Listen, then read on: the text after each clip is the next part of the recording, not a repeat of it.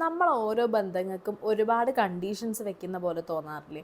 അതായത് എനിക്കൊരു physical presence വേണം, എൻ്റെ ബാക്ക്ഗ്രൗണ്ട് അറിയുന്ന ആൾക്ക് മാത്രമാണ് ഞാൻ ആ സമയത്ത് പറയുന്ന സങ്കടങ്ങൾ മനസ്സിലാക്കാൻ വേണ്ടി പറ്റുള്ളൂ. അതുപോലെ തന്നെ നമ്മളുടെ കുട്ടി കുട്ടി സങ്കടങ്ങൾ കേൾക്കാൻ വേണ്ടിയിട്ട് അയാൾ ടൈംലി അവിടെ ഉണ്ടാവണം. പിന്നെ ഞാൻ പോയിട്ടുള്ള ഒരു ജീവിത രീതി അറിയുന്ന ഒരാൾക്ക് മാത്രമാണ് എൻ്റെ ആ ടൈമിലുള്ള വിഷമം മനസ്സിലാക്കാൻ പറ്റുള്ളൂ.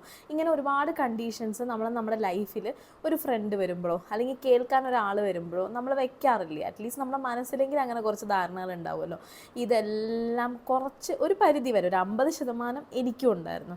പക്ഷേ അതെല്ലാം ഒന്നുമല്ല ഒരാൾക്ക് മറ്റൊരാളെ മനസ്സിലാക്കാൻ വേണ്ടിയിട്ട് വളരെ ചെറിയൊരു പ്രസൻസ്, അതൊരു ഫോൺ കോൾ വഴിയാണെങ്കിലും വാട്സപ്പ് കോൾ വഴിയാണെങ്കിലും ലൈക്ക് വാട്സപ്പ് മെസ്സേജ് വഴിയാണെങ്കിലും പറ്റുമെന്നുള്ളതിൻ്റെ വലിയൊരു തിരുത്തായിരുന്നു എനിക്ക് കഴിഞ്ഞ വർഷം ഉണ്ടായിരുന്നത്.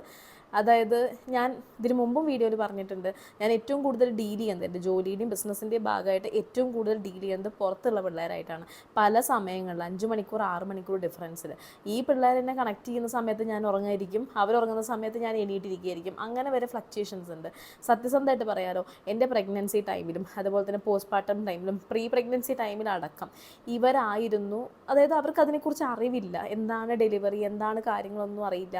അതുപോലെ എൻ്റെ ജോലിയിൽ ഞാൻ എന്തൊക്കെ കാര്യങ്ങൾ ചെയ്യുന്നുണ്ട് അതിൻ്റെ ടഫ്നെസ് പോലും അറിയില്ല.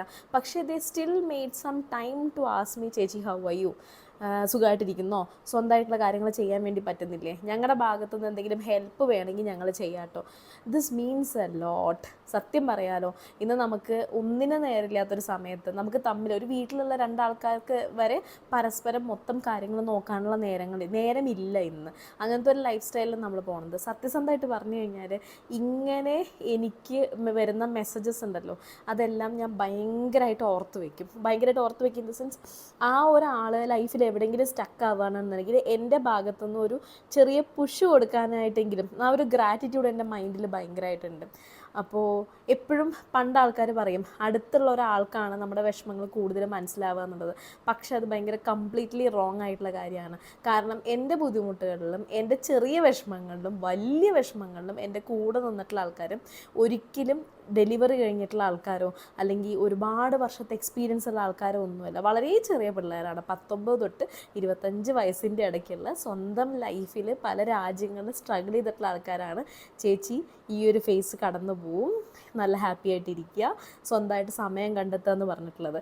അപ്പോൾ ഇതോടുകൂടെ എൻ്റെ ഒരു ധാരണ എന്തായാലും മാറിയിട്ടുണ്ട്. ലൈക്ക് നമ്മൾക്ക് ക്ലോസ് ആയിട്ടിരുന്നാൽ മാത്രമാണ് വിഷമങ്ങൾ മനസ്സിലാവുള്ളൂ. അല്ലെങ്കിൽ നമ്മുടെ ഒരു ബന്ധത്തിന് മാത്രം, ലൈക്ക് ബ്ലഡോ അല്ലെങ്കിൽ ഒരു ലോങ് ഡിസ്റ്റൻസോ അല്ലെങ്കിൽ നമ്മൾ അറിയുന്ന ആൾക്കാർക്ക് മാത്രമേ നമ്മളുടെ വിഷമം മനസ്സിലാക്കാൻ പറ്റൂ എന്നുള്ള ധാരണ എനിക്ക് എന്തായാലും മാറിയിട്ടുണ്ടായിരുന്നു.